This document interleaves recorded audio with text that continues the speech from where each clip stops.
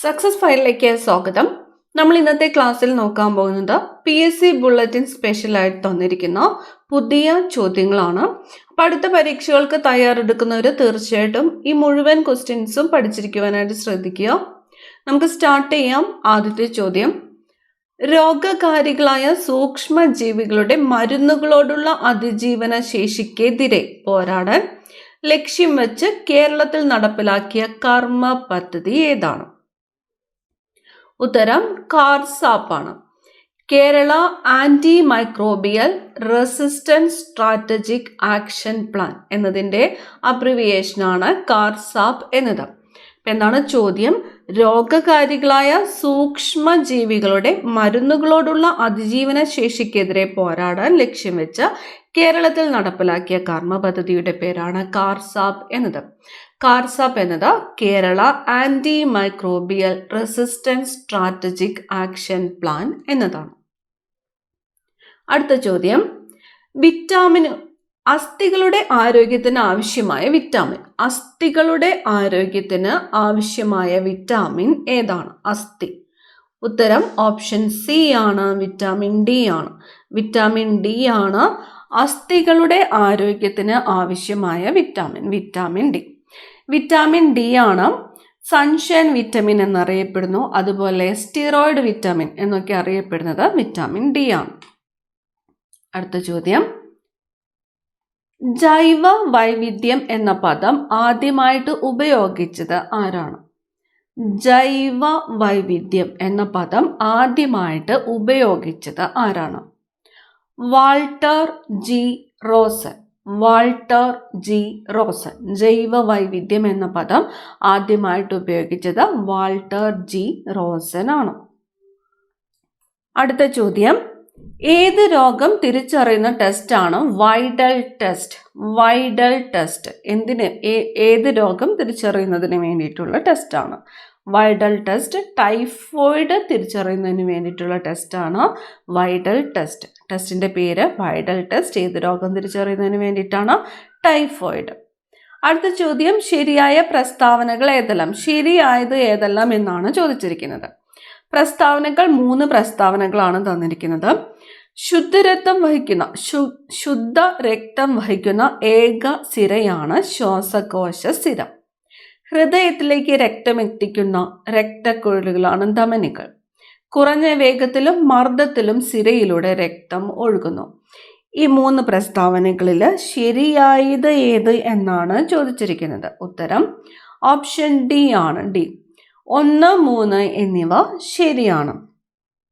എന്താണ് ഒന്നാമത്തേത്? പറഞ്ഞിരിക്കുന്നു ശുദ്ധരക്തം വഹിക്കുന്ന ഏക സിരയാണ് ശ്വാസകോശ സിര എന്നത്. അത് ശരിയായിട്ടുള്ള പ്രസ്താവനയാണ്. ഇനി 3ാമത്തെ പ്രസ്താവന പറഞ്ഞിരിക്കുന്നു കുറഞ്ഞ വേഗത്തിലും മർദ്ദത്തിലും സിരയിലൂടെ രക്തം ഒഴുകുന്നു എന്ന് പറഞ്ഞിരിക്കുന്നു. അതും ശരിയാണ്. ഇനി 2ാമത്തെ പ്രസ്താവനയാണ് തെറ്റായിട്ടുള്ളത്. മനുഷ്യന്റെ ഹൃദയത്തിൽ നിന്ന് ശരീരകോശങ്ങളിലേക്ക് രക്തം വഹിച്ചു കൊണ്ടുപോകുന്ന രക്തക്കുഴലുകളാണ് ധമനികൾ. അപ്പോൾ ധമനികൾ എന്താണ്? മനുഷ്യന്റെ ഹൃദയത്തിൽ നിന്ന് ശരീരകോശങ്ങളിലേക്ക് രക്തം വഹിച്ചു കൊണ്ടുപോകുന്ന രക്തക്കുഴലുകളാണ് ധമനികൾ. അടുത്ത ചോദ്യം: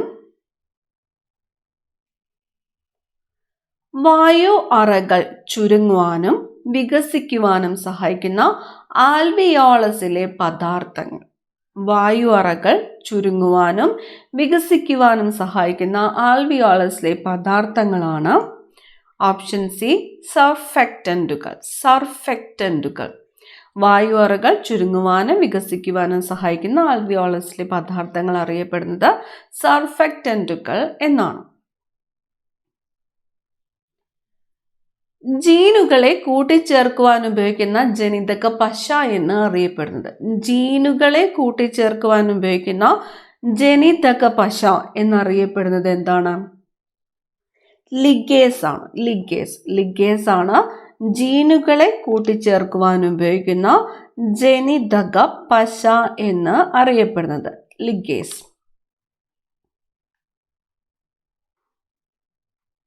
അടുത്ത ചോദ്യം: ഷഡ്പദങ്ങളിലെ ശ്വസനാവയവം ഏത്? ഷഡ്പദങ്ങളിലെ ശ്വസനാവയവം ഏത്? ട്രക്കിയാണ്. ട്രക്കിയ. ഷഡ്പദങ്ങളിലെ ശ്വസനാവയവം ഏതാണ്? ട്രക്കിയ. അടുത്ത ചോദ്യം, താഴെ തന്നിരിക്കുന്നതിൽ ശരിയായ പ്രസ്താവന ഏത്? ശരിയായ പ്രസ്താവന 3 പ്രസ്താവനകൾ. കണ്ണിനുള്ളിൽ മർദ്ദം കൂടുന്ന അവസ്ഥ ഗ്ലോക്കോമ, കണ്ണിലെ ലെൻസ് അധാര്യമാകുന്നത് പ്രസ്മയോപ്പിയ, നേത്രാവരണത്തിലുണ്ടാകുന്ന അണുബാധ തിമിരം. ഇതിൽ ശരിയായിട്ടുള്ള പ്രസ്താവന ഏത് എന്നാണ് ചോദിച്ചിരിക്കുന്നത്. ശരിയായിട്ടുള്ള പ്രസ്താവന ഓപ്ഷൻ എ ആണ്. 1 മാത്രമാണ് ശരിയായിട്ടുള്ളത്. കണ്ണിനുള്ളിൽ മർദ്ദം കൂടുന്ന അവസ്ഥയാണ് ഗ്ലോക്കോമ. കണ്ണിനുള്ളിൽ മർദ്ദം കൂടുന്ന അവസ്ഥ ഗ്ലോക്കോമ. കണ്ണിലെ ലെൻസ് അധാര്യമാകുന്നത് എന്താണ്? തിമിരമാണ്. കണ്ണിലെ ലെൻസ് അധാര്യമാകുന്നത് തിമിരം. അടുത്ത ചോദ്യം, സൽകീർത്തി എന്തിൻ്റെ സങ്കരയിനമാണ്? സൽകീർത്തി എന്തിൻ്റെ സങ്കരയിനമാണ്? വെണ്ടയാണ്. സങ്കരയിനം വെണ്ടയുടെ ഇനമാണ് സൽകീർത്തി.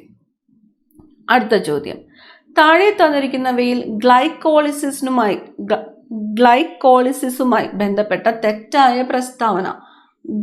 ഗ്ലൈക്കോളിസിസ് തെറ്റായിട്ടുള്ള പ്രസ്താവനയാണ് ചോദിച്ചിരിക്കുന്നത്. ഇവിടെ തന്നിരിക്കുന്നു 28 ATP ഉണ്ടാകുന്നു, 2 ATP ഉണ്ടാകുന്നു, O2 ആവശ്യമാണ്, കോശദ്രവ്യത്തിൽ വെച്ച് ഉണ്ടാക്കുന്നു. തെറ്റായിട്ടുള്ള പ്രസ്താവനയാണ് ചോദിച്ചിരിക്കുന്നത്. ഉത്തരം ഓപ്ഷൻ ബി ആണ്. ഓപ്ഷൻ ബി 1, 3 തെറ്റാണ്. 28 ATP ഉണ്ടാക്കുന്നു എന്ന് പറഞ്ഞിരിക്കുന്നത് തെറ്റായിട്ടുള്ള പ്രസ്താവനയാണ്. അതുപോലെ O2 ഓക്സിജൻ ആവശ്യമാണെന്ന് പറഞ്ഞിരിക്കുന്നത് അത് തെറ്റാണ്. ഗ്ലൈക്കോളിസിസിന് ഓക്സിജന്റെ ആവശ്യകത ഇല്ല. അതുപോലെ 2 ATP ആണ് ഉണ്ടാകുന്നത്. ഇതിൻ്റെ ലൊക്കേഷൻ എന്ന് പറയുന്നത് എവിടെ വെച്ചാണ് ഗ്ലൈക്കോളിസിസ് നടക്കുന്നത് എന്ന് വെച്ചാൽ അത് കോശദ്രവ്യത്തിൽ വെച്ചാണ് ഇത് ഉണ്ടാകുന്നത്. അപ്പം 2 ATP ഉണ്ടാകുന്നു, കോശദ്രവ്യത്തിൽ വെച്ച് നടക്കുന്നു, ഓക്സിജന്റെ ആവശ്യകത ഇല്ല.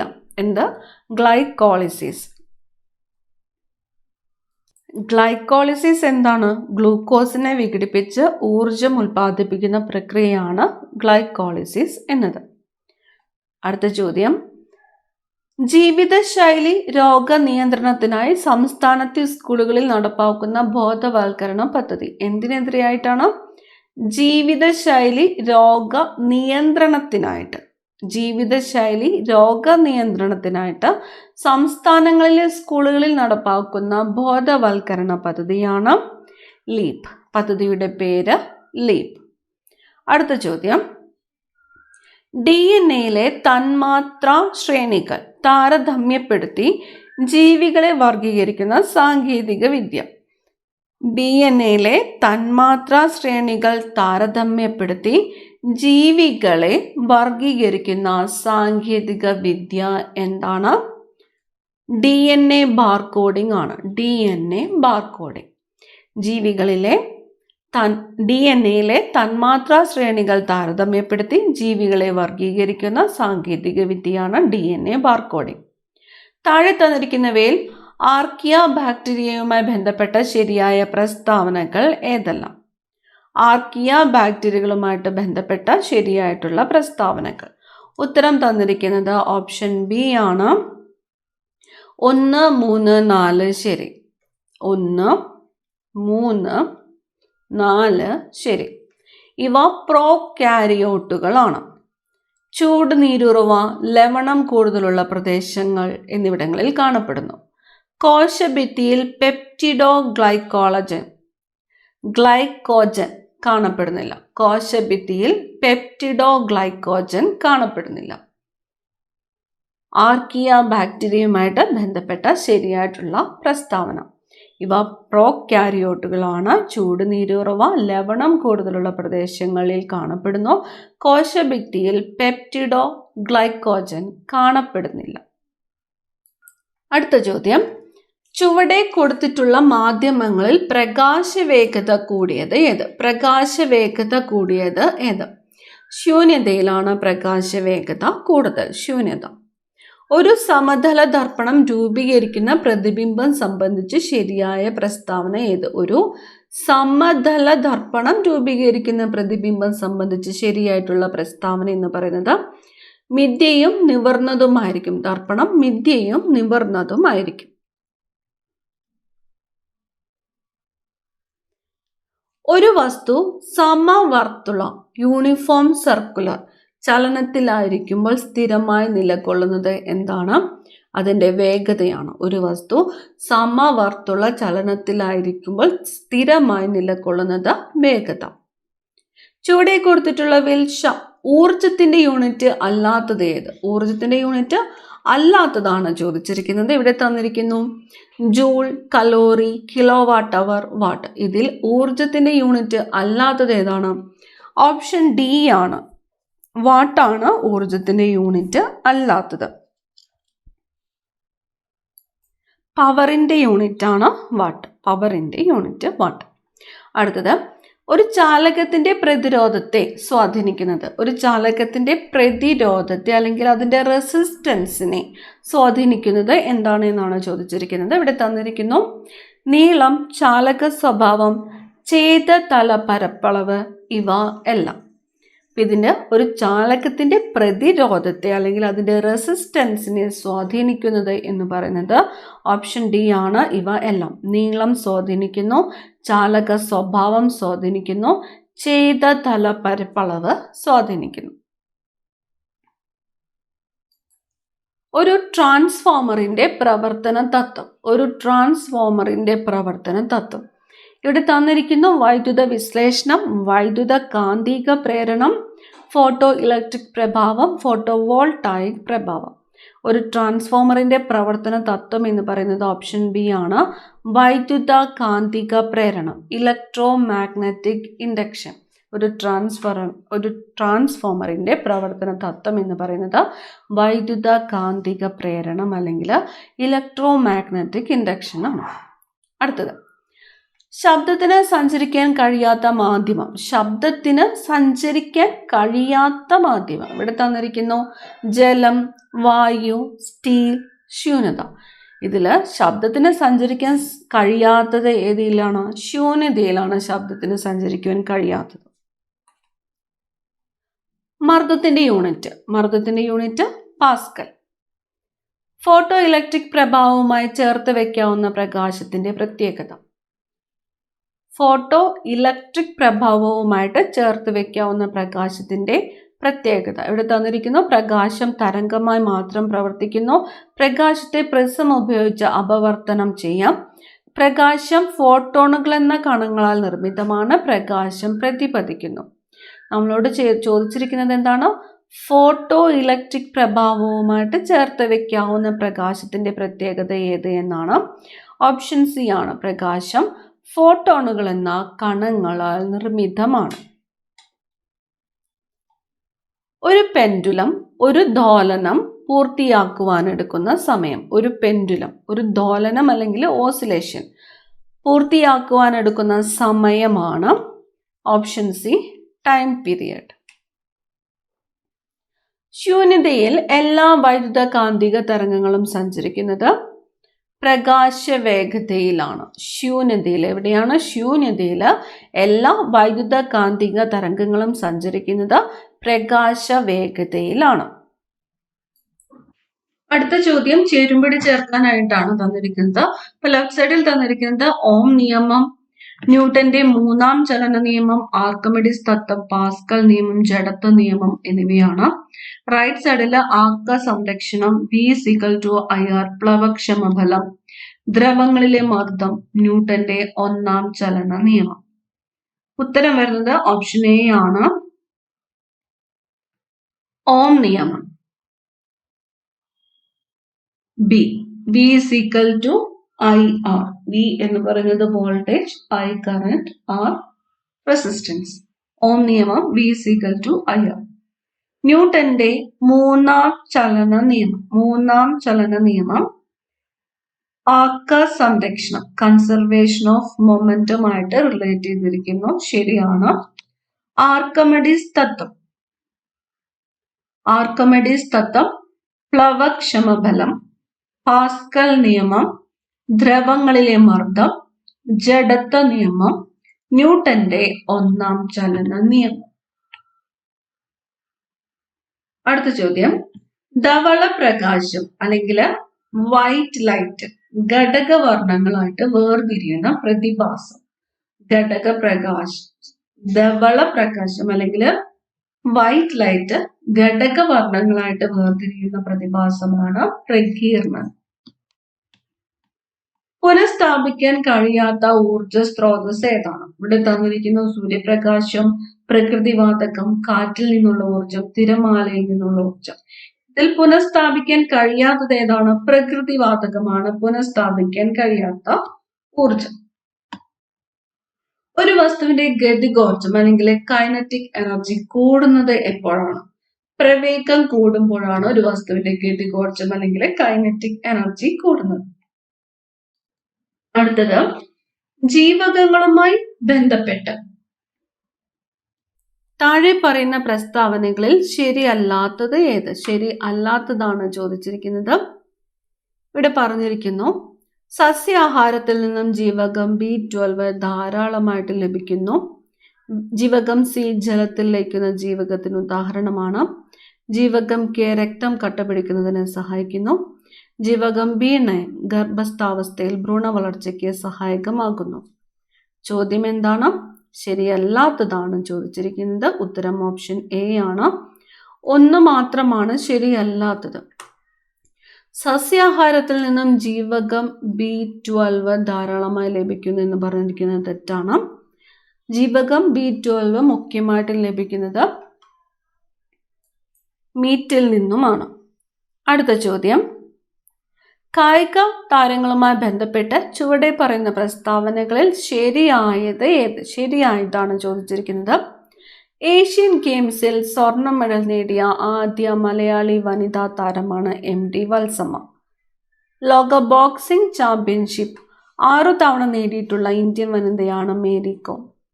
PT ഉഷ ഏഷ്യൻ ഗെയിംസിൽ മെഡൽ നേടിയിട്ടുണ്ട്. ഇന്റർനാഷണൽ ഒളിമ്പിക് കമ്മിറ്റിയുടെ നിലവിലെ പ്രസിഡന്റാണ് ക്രിസ്റ്റി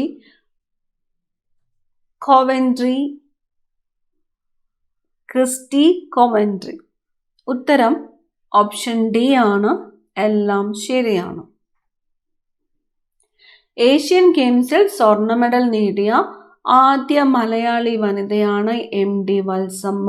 ശരിയാണ്. ഈ പോയിന്റ്സ് ഒക്കെ പ്രത്യേകം നോട്ട് ചെയ്ത് വെക്കാം. ലോക ബോക്സിംഗ് ചാമ്പ്യൻഷിപ്പ് 6 തവണ നേടിയിട്ടുള്ള ഇന്ത്യൻ വനിതയാണ് മേരി കോം. ശരിയാണ്. PT ഉഷ ഏഷ്യൻ ഗെയിംസിൽ മെഡൽ നേടിയിട്ടുണ്ട്. ശരിയാണ്. ഇന്റർനാഷണൽ ഒളിമ്പിക് കമ്മിറ്റിയുടെ നിലവിലെ പ്രസിഡന്റാണ് ക്രിസ്റ്റി കോവൻട്രി. ശരിയാണ്. അടുത്തത്, സങ്കരയിന വിത്തുകളുമായിട്ട് ബന്ധപ്പെട്ട് ചുവടെ തന്നിരിക്കുന്ന ജോഡി ശരിയായിട്ട് ക്രമപ്പെടുത്തുവാനായിട്ടാണ് പറഞ്ഞിരിക്കുന്നത്. സങ്കരയിന വിത്തുകൾ. ഉത്തരം ഓപ്ഷൻ ബി ആണ്. Option B. 1 സി, വെണ്ട, സൽകീർത്തി, കിരൺ എന്നിവ വെണ്ടയാണ്. സൽകീർത്തി, കിരൺ എന്നിവ വെണ്ടയാണ്. നെല്ലിൻ്റെ വരുന്നത് ഓപ്ഷൻ ഡി ആണ്. പവിത്ര, അന്നപൂർണ എന്നിവ നെല്ലിനങ്ങളാണ്.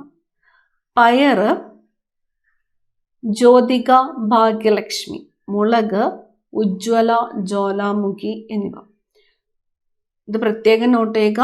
വെണ്ട, സൽകീർത്തി, കിരൺ. നെല്ലിനങ്ങളാണ് പവിത്ര, അന്നപൂർണ. പയറാണ് ജ്യോതിക, ഭാഗ്യലക്ഷ്മി എന്നിവ. മുളകിനങ്ങളാണ് ഉജ്ജ്വല, ജ്വാലാമുഖി എന്നിവ. ചുവടെ പറയുന്ന പ്രസ്താവനകളിൽ ഹൈഡ്രജൻ വാതകവുമായിട്ട് ബന്ധപ്പെട്ട് ശരിയായത് ഏത്? ശരിയായത്, ആസിഡുകൾ ലോഹങ്ങളുമായി പ്രവർത്തിക്കുമ്പോൾ ഹൈഡ്രജൻ ഉണ്ടാകുന്നു. ഹൈഡ്രജൻ കത്തുന്ന വാതകം എന്നറിയപ്പെടുന്നു. ജലം ഉൽപ്പാദിപ്പിക്കുന്നത് എന്നാണ് ഹൈഡ്രജൻ എന്ന പദത്തിന്റെ അർത്ഥം. ഹൈഡ്രജൻ കണ്ടെത്തിയത് ഹെൻറി മോയ്സൺ എന്ന ഫ്രഞ്ച് ശാസ്ത്രജ്ഞനാണ്. ഉത്തരം ഓപ്ഷൻ എ ആണ്. 1, 2, 3 ശരിയായിട്ടുള്ളതാണ് ചോദിച്ചിരിക്കുന്നത്. ആസിഡുകൾ ലോഹങ്ങളുമായിട്ട് പ്രവർത്തിക്കുമ്പോൾ ഹൈഡ്രജൻ ഉണ്ടാകുന്നു. ശരിയാണ്. ഹൈഡ്രജൻ കത്തുന്ന വാതകം എന്നറിയപ്പെടുന്നു. ശരിയാണ്. ജലം ഉൽപ്പാദിപ്പിക്കുന്നത് എന്നാണ് ഹൈഡ്രജന്റെ എന്ന പദത്തിന്റെ അർത്ഥം. ശരിയാണ്. ഇനി ഹൈഡ്രജൻ കണ്ടെത്തിയതാരാണ്? ഹൈഡ്രജൻ കണ്ടെത്തിയത് ഹെൻറി കാവൻഡിഷ് ആണ്. അടുത്ത ചോദ്യം, അന്താരാഷ്ട്ര യോഗാ ദിനം 2025 theme yoga for one earth one health എന്നാണ്. Yoga for one earth one health. പ്രശസ്ത ശാസ്ത്ര സാങ്കല്പിക നോവലായ ദ ഇൻവിസിബിൾ മാൻ രചിച്ചത് H.G. വെൽസ് ആണ്. H.G. Wells the invisible man, H.G. Wells. മലയാളത്തിലെ ആദ്യത്തെ ശ്രദ്ധേയമായ നാടക വിമർശന ഗ്രന്ഥമായ ഉയരുന്ന യവനിക എന്ന നാടക സിദ്ധാന്ത ഗ്രന്ഥത്തിന്റെ കർത്താവായ C.J. ജോൺസിന്റെ രചന അല്ലാത്തത് ഏത്? തന്നിരിക്കുന്നത് വിഷവൃക്ഷം, ആ മനുഷ്യൻ നീ തന്നെ, ശാലോമി, കന്യക. ഇതിൽ C.J. തോമസിന്റെ രചന അല്ലാത്തത് ഏത് എന്നാണ് ചോദിച്ചിരിക്കുന്നത്. അതിനു മുമ്പ് ഇവിടെ ഒരു വിശേഷം തന്നിരിക്കുന്നുണ്ട്. മലയാളത്തിലെ ആദ്യത്തെ ശ്രദ്ധേയമായ നാടക വിമർശന ഗ്രന്ഥമായ ഉയരുന്ന യവനിക എന്ന നാടക സിദ്ധാന്ത ഗ്രന്ഥത്തിന്റെ കർത്താവാണ് ആര്? C.J. തോമസ്. അദ്ദേഹത്തിന്റെ അല്ലാത്തത് ഇവിടെ തന്നിരിക്കുന്നതിൽ ഓപ്ഷൻ ഡി ആണ്, കന്യക. കന്യക N. കൃഷ്ണപിള്ളയുടെ നാടകമാണ്, N. കൃഷ്ണപിള്ള. അടുത്തത്, കേവല ഭൂരിപക്ഷ വ്യവസ്ഥ FPTP ഇന്ത്യ കടമെടുത്തിരിക്കുന്നത് ഏത് രാജ്യത്തെ ഭരണഘടനയിൽ നിന്നാണ്? FPTP, British. ഇന്ത്യൻ ഭരണഘടനയുമായി ബന്ധപ്പെട്ട് ചുവടെ പറയുന്ന പ്രസ്താവനകളിൽ തെറ്റല്ലാത്ത പ്രസ്താവന. തെറ്റല്ലാത്തത്: 1985 52-ാം ഭരണഘടനാ ഭേദഗതി പ്രകാരം 10-ാം പട്ടിക ഭരണഘടനയിൽ കൂട്ടിച്ചേർത്തു. നഗരപാലിക നിയമം, മുനിസിപ്പാലിറ്റി നിയമം 73-ാം ഭേദഗതി 18-ാം വകുപ്പ് പ്രകാരം സ്ഥാനപ്പേരുകൾ നൽകുന്നത് നിർത്തലാക്കുന്നതിലൂടെ ഒരു വ്യക്തിക്ക് സൈനികവും വിദ്യാഭ്യാസപരവുമായ മികവിനൊഴികെ യാതൊരു സ്ഥാനപ്പേരും നൽകുന്നതിൽ നിന്ന് രാഷ്ട്രത്തെ വിലക്കുന്നു. 1978 44-ാം ഭരണഘടനാ ഭേദഗതിയിലൂടെ സ്വത്തവകാശത്തെ മൗലിക അവകാശങ്ങളുടെ ലിസ്റ്റിൽ നിന്ന് മാറ്റുകയും നിയമാനുസൃതമായ അവകാശമായ ആർട്ടിക്കിൾ 300A ഭാഗമായിട്ട് മാറ്റുകയും ചെയ്തു. നമ്മളോട് ചോദിച്ചിരിക്കുന്നത് തെറ്റല്ലാത്ത പ്രസ്താവന, അതായത് ശരിയായത് ഏതെല്ലാം എന്നാണ്. ഇവിടെ ഉത്തരം ഓപ്ഷൻ ബി ആണ്. 1, 3, 4 എന്നിവ ശരിയാണ്. 1, 3, 4 എന്നിവ ശരിയാണ്. നഗരപാലിക നിയമം, മുനിസിപ്പാലിറ്റി നിയമം എല്ലാം 74-ാമത്തെ ഭേദഗതിയാണ്, 74-ാം ഭേദഗതി. അടുത്ത ചോദ്യം, ആദ്യമായിട്ട് റോബോട്ടിന് പൗരത്വം നൽകിയ രാജ്യം? ആദ്യമായിട്ട് റോബോട്ടിന് പൗരത്വം നൽകിയത് സൗദി അറേബ്യയാണ്. സ്വാതന്ത്ര്യാനന്തര ഇന്ത്യയിലെ നാട്ടുരാജ്യങ്ങളുടെ സംയോജനവുമായി ബന്ധപ്പെട്ട സംഭവങ്ങളിൽ ചുവടെ ചേർക്കുന്നതിൽ തെറ്റായത് ഏത്? സ്വാതന്ത്ര്യത്തിന് മുമ്പ് ബ്രിട്ടീഷ് നിയന്ത്രണത്തിലുണ്ടായിരുന്ന 600ഓളം നാട്ടുരാജ്യങ്ങൾക്ക് ഇന്ത്യയിലോ പാകിസ്ഥാനിലോ ചേരാനോ സ്വതന്ത്രമായി നിൽക്കുവാനോ ഉള്ള അധികാരം നൽകിയതിനു ശേഷം ബ്രിട്ടൻ ഇന്ത്യ വിട്ടു. നാട്ടുരാജ്യങ്ങളുടെ സംയോജനവുമായി ബന്ധപ്പെട്ട് സ്റ്റേറ്റ് ഡിപ്പാർട്ട്മെന്റിന്റെ സെക്രട്ടറിയെ നിയമിക്കപ്പെട്ടത് മലയാളിയായ VP മേനോനാണ്. ലയനക്കരാർ പ്രകാരം പ്രതിരോധം, വാർത്താവിനിമയം, വിദേശകാര്യം എന്നിവയുടെ നിയന്ത്രണം നാട്ടുരാജ്യങ്ങൾ കേന്ദ്ര സർക്കാരിന് കൈമാറണമായിരുന്നു. പോർച്ചുഗലിന്റെ അധിനിവേശ പ്രദേശങ്ങളായിരുന്ന പോണ്ടിച്ചേരി, കാരയ്ക്കൽ, മാഹി, യാനം എന്നീ പ്രദേശങ്ങൾ 1954 ഇന്ത്യൻ യൂണിയനിൽ ചേർക്കപ്പെട്ടു. ഉത്തരം ഏതാണ്? ഓപ്ഷൻ ബി ആണ്, 4 മാത്രം. 4 മാത്രം.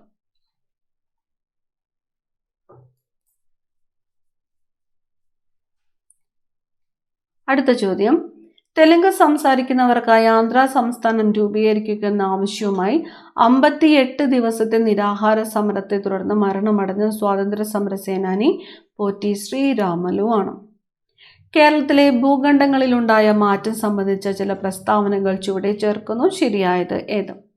മാപ്പിള കലാപങ്ങളെക്കുറിച്ച് അന്വേഷിക്കാൻ നിയമിച്ച ലോഗൻ കമ്മീഷന്റെ ശുപാർശയുടെ അടിസ്ഥാനത്തിൽ 1929 മലബാർ കുടിയായ്മ നിയമം നടപ്പിലാക്കി. പണ്ടാരം വക ഭൂമിയിലെ കുടിയാന്മാർക്ക് അവർ കൃഷി ചെയ്യുന്ന ഭൂമി സ്വന്തമായി നൽകിക്കൊണ്ടുള്ള സുപ്രധാന വിളംബരം തിരുവിതാംകൂർ സർക്കാർ 1865 പുറപ്പെടുവിച്ചു. 1896 പാസാക്കിയ ജന്മി കുടിയാൻ നിയമപ്രകാരം തിരുവിതാംകൂറിൽ കുടിയാന് ഭൂമിയുടെ മേൽ ഉടമസ്ഥാവകാശം ലഭിച്ചു. കൊച്ചിയിൽ കുടിയായ്മ നിയമം നിലവിൽ വന്നത് 1914 ഉത്തരം ഓപ്ഷൻ ഡി ആണ്. എല്ലാം ശരിയാണ്. പോയിന്റ്സ് നോക്കി വയ്ക്കാം. മാപ്പിള കലാപങ്ങളെക്കുറിച്ച് അന്വേഷിക്കാൻ നിയമിച്ച ലോഗൻ കമ്മീഷന്റെ ശുപാർശയുടെ അടിസ്ഥാനത്തിൽ 1929 മലബാർ കുടിയായ്മ നിയമം നടപ്പിലാക്കി. പണ്ടാരം വക ഭൂമിയിലെ കുടിയാന്മാർക്ക് അവർ കൃഷി ചെയ്യുന്ന ഭൂമി സ്വന്തമായി നൽകിക്കൊണ്ടുള്ള സുപ്രധാന വിളംബരം പണ്ടാരപ്പാട്ട് വിളംബരം തിരുവിതാംകൂർ സർക്കാർ 1865 പുറപ്പെടുവിച്ചു. 1896 പാസാക്കിയ ജന്മി കുടിയാൻ നിയമപ്രകാരം തിരുവിതാംകൂറിൽ കുടിയാന് ഭൂമിയുടെ മേലുടമാവകാശം ലഭിച്ചു. കൊച്ചിയിൽ കുടിയായ്മ നിയമം നിലവിൽ വന്നത് 1914 ആണ്. ഇത്രയും ചോദ്യങ്ങളാണ് PSC ബുള്ളറ്റിനിൽ ഏറ്റവും ലേറ്റസ്റ്റ് ആയിട്ട് തന്നിരിക്കുന്ന ചോദ്യങ്ങൾ. മുഴുവൻ ക്വസ്റ്റ്യൻസും പഠിക്കുക. നമുക്ക് അടുത്ത പരീക്ഷയ്ക്കൊക്കെ ഇതിൽ നിന്നും ചോദ്യങ്ങൾ തീർച്ചയായിട്ടും പ്രതീക്ഷിക്കാവുന്നതാണ്. അടുത്ത ക്ലാസ്സിൽ കാണാം. താങ്ക്